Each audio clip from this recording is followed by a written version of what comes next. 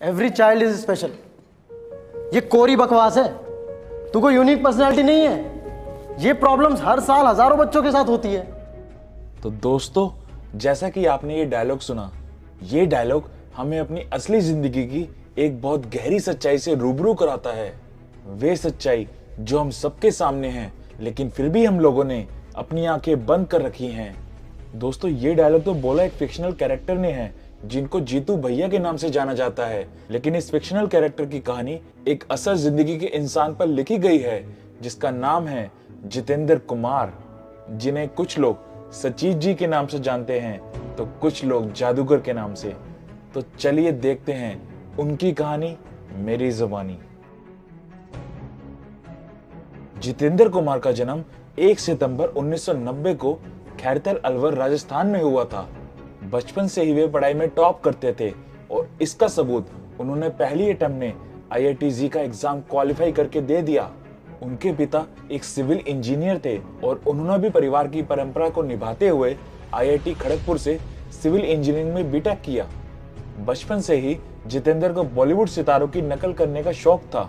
अमिताभ बच्चन, शाहरुख खान और नाना पाटेकर की मिमिक्री करना उनका पसंदीदा शौक था। लेकिन वे सिर्फ शौक तक ही सीमित नहीं रहे, उन्होंने इसे अपनी कला में बदल दिया। उनके कॉलेज के दिनों में उन्हें थिएटर में दिलचस्पी हुई और वे हिंदी टेक्नोलॉजी ड्रामेटिक सोसाइटी के गवर्नर बन गए, जहां उनकी मुलाकात विश्वपति सरकार से हुई, जो बाद में TVF के क्रिएटिव डायरेक्टर भी बने। हालांकि उन्होंने एक प्राइवेट कंपनी में सिविल इंजीनियर के रूप में 8 महीने काम किया, लेकिन दिल तो एक्टिंग में ही था। उन्होंने नौकरी छोड़ दी और मुंबई का रुख किया। मुंबई में शुरुआत में उन्हें संघर्ष करना पड़ा और अपने खर्चे निकालने के लिए वे फिजिक्स और मैथ्स पढ़ाते थे। उनका पहला बड़ा ब्रेक तब आया जब उन्होंने TVF के लिए मुन्ना जज्बाती द क्यूटिया इंटर्न नाम का एक वीडियो किया जो वायरल हो गया। ये वीडियो कुछ ही घंटों में लाखों व्यूज तक पहुंच गया और यही से उनके एक्टिंग करियर की शुरुआत हुई। इसके बाद उन्होंने take conversation with dad, TVF bachelors और परमानेंट रूममेट जैसे काफी फेमस वेब सीरीज में भी काम किया। जितेंद्र की कहानी हर उस इंसान के लिए प्रेरणा है जो अपने सपनों को साकार करना चाहता है, चाहे रास्ता कितना ही मुश्किल क्यों ना हो। उनके सफर ने साबित किया है कि अगर आपके अंदर जुनून और मेहनत करने का जज्बा है तो कोई भी सपना बड़ा नहीं होता। जितेंद्र ने नेशनल स्कूल ऑफ ड्रामा में एडमिशन लेने की कोशिश की, लेकिन दूसरे राउंड में रिजेक्ट हो गए। शुरुआती दिनों में हफ्ते में 5 दिन वे छोटे मोटे एक्टिंग प्रोजेक्ट्स करते और बाकी 2 दिन ट्यूशन लेते। लेकिन जितेंद्र को उनकी असली पहचान मिली कोटा फैक्ट्री से, जहां उन्होंने जीतू भैया का किरदार निभाया। ये भारत की पहली black and white web series थी और इसे दर्शकों ने खूब सराहा। उनकी मेहनत और लगन का नतीजा ये रहा कि वे शुभ मंगल ज्यादा सावधान जैसी फिल्मों में भी मुख्य भूमिका में नजर आए।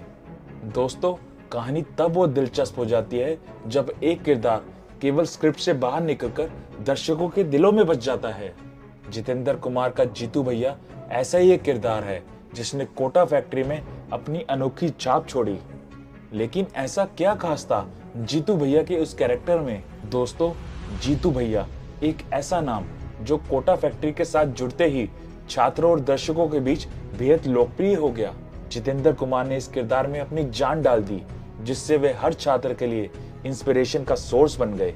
कोटा फैक्ट्री एक ऐसा शो है जो कोटा की कोचिंग इंडस्ट्री की रियलिटी को दिखाता है और जीतू भैया का किरदार छात्रों के लिए एक गाइड, मेंटर और दोस्त के रूप में उभरता है। जितेंद्र कुमार खुद भी IIT खड़गपुर से पढ़े हैं, इसलिए उन्होंने जीतू भैया के किरदार को बेहद संजीदगी से निभाया। शो के लेखकों और निर्देशकों ने इस किरदार को लिखते समय जितेंद्र के बैकग्राउंड का पूरा फायदा उठाया, जिससे किरदार और भी रियल और बेहतर लगने लगा। शो की रिलीज के बाद ये किरदार इतना फेमस हो गया कि इसे हर कोचिंग छात्र का रोल मॉडल माना जाने लगा। जीतू भैया की फेम का कारण सिर्फ उनका पढ़ाने का तरीका नहीं, बल्कि उनका वे अंदाज भी था जिससे वे छात्रों को मोटिवेट करते थे। वे केवल एक टीचर नहीं, बल्कि एक दोस्त के रूप में भी जाने जाते थे, जो छात्रों के हर छोटे बड़े सवालों का समाधान देते थे। उनके इस किरदार को निभाने के लिए जितेंद्र ने खुद को पूरी तरह से इस भूमिका में ढाल लिया था।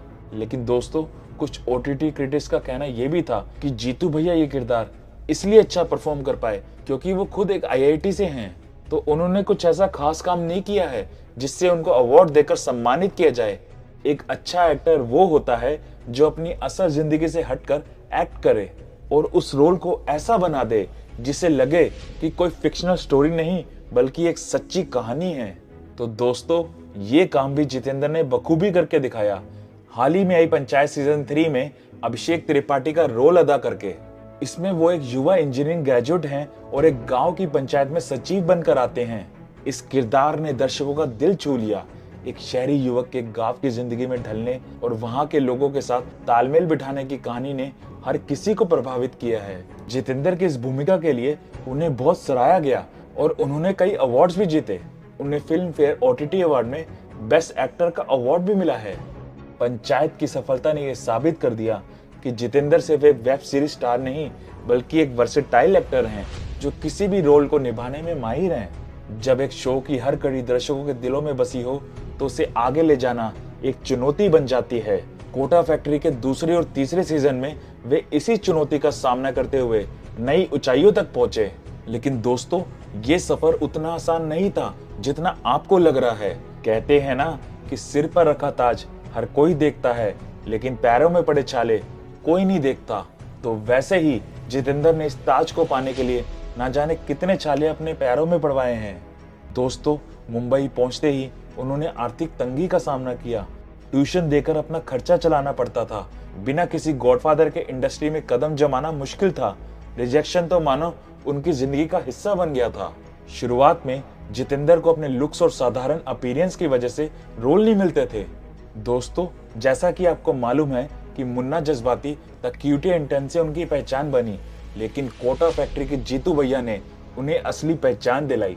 फिर भी उनका सफर यही नहीं रुका। पंचायत की सफलता ने उन्हें और भी मशहूर किया, लेकिन इस सफलता के पीछे कई रातों की मेहनत और संघर्ष छिपा था। कई बार मुंबई की तंग गलियों में रहना, रोज रिजेक्शन का सामना करना और खुद को बार बार मोटिवेट रखना आसान नहीं था। जितेंद्र की कहानी हर उस व्यक्ति के लिए प्रेरणा है जो अपने सपनों को पूरा करना चाहता है, चाहे रास्ता कितना भी कठिन क्यों ना हो। उनका ये सफर हमें सिखाता है कि मेहनत और जुनून से कुछ भी हासिल किया जा सकता है। दोस्तों, अब बात करते हैं कोटा फैक्ट्री की पॉपुलैरिटी की, जिसका एक बड़ा कारण उसकी अनोखी ब्लैक एंड व्हाइट सिनेमेटोग्राफी है, जिसने शो को एक अलग पहचान दी। शो की रियलिस्टिक कहानी और संवेदनशील ट्रीटमेंट ने इसे दर्शकों के बीच बेहद लोकप्रिय बना दिया। सीजन 3 में भी इस पॉपुलैरिटी को बरकरार रखते हुए नए मुद्दों और संघर्षों को उठाया गया, जिससे दर्शकों का जुड़ाव और भी बढ़ गया। जब एक टीवी स्टार बॉलीवुड में कदम रखता है तो उसे लेकर दर्शकों की उम्मीदें और भी बढ़ जाती हैं। जितेंद्र कुमार ने भी एक ऐसा ही कदम उठाया जब उन्होंने गॉन केस से अपने बॉलीवुड सफर की शुरुआत की। आइए जानते हैं उनके इस सफर के बारे में। 2019 में जितेंद्र कुमार ने गोनकेश फिल्म से बॉलीवुड में डेब्यू किया।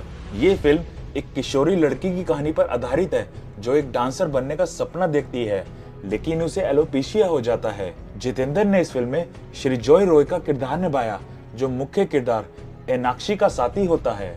फिल्म को सकारात्मक प्रतिक्रिया मिली और जितेंद्र के प्रदर्शन की तारीफ भी हुई।